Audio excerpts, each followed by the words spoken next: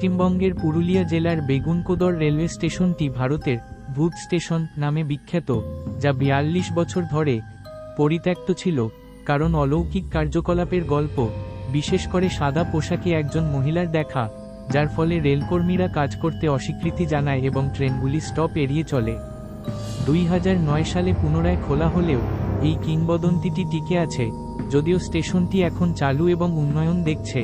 স্থানীয়রা কুসংস্কারের গল্পকে দায়ী করে। স্থানীয়রা রেললাইনের উপর সাদা পোশাকে একজন মহিলাকে রহস্যজনকভাবে নিখোঁজ হতে দেখেছে বলে জানা গেছে। ভূতের গল্পগুলি এতটাই শক্তিশালী ছিল যে কাছের গ্রামের লোকেরা বেগুনকোদর পরিবারে বিয়ে করত না।